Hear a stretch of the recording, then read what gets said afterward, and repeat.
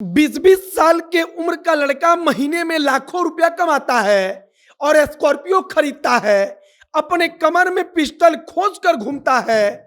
और यह सब कुछ हो पाया केवल और केवल नीतीश कुमार के शराबबंदी की वजह से।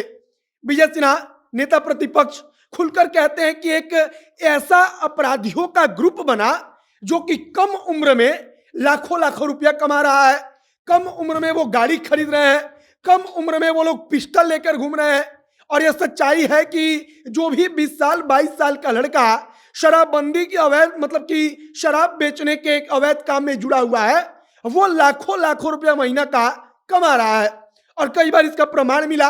खासकर कहा जाता है कि जो बॉर्डर वाला एरिया है, जहां पर दो राज्यों का बॉर्डर है, वहां के जो आसपास के गांव के लड़के हैं 20 साल 22 साल के, वो तो महीना में कई कई लाख कमा रहे हैं।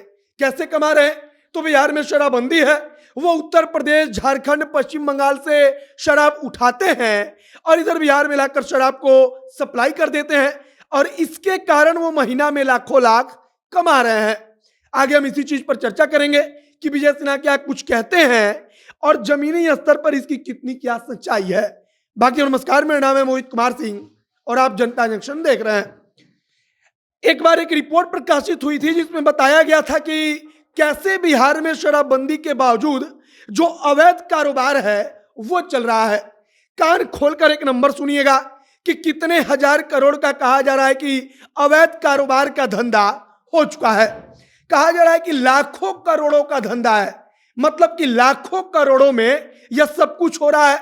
इधर बिहार सरकार को लोग कह रहे हैं कि 50,000 करोड़ का नुकसान हो चुका है।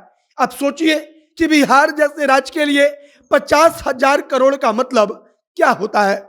लेकिन शराबबंदी के कारण 50,000 करोड़ का नुकसान होता है।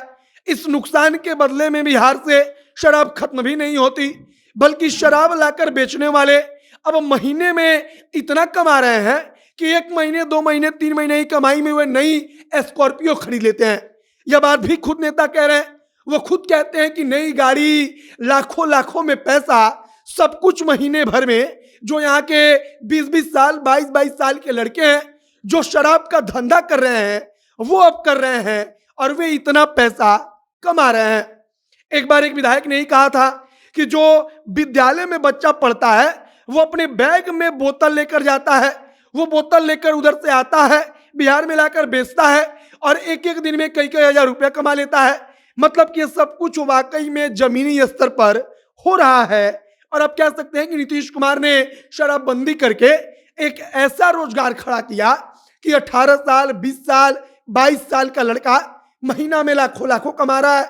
हमने आपको बताया कि सीमावर्ती क्षेत्र जो है, मतलब कि बिहार का बॉर्डर जहां उत्तर प्रदेश से मिलता हो, जहां नेपाल से मिलता हो, जहां झारखंड से मिले, जहां पश्चिम बंगाल से मिले, वहां के आसपास के गांवों में रहने वाले लड़कों की और चांदी है।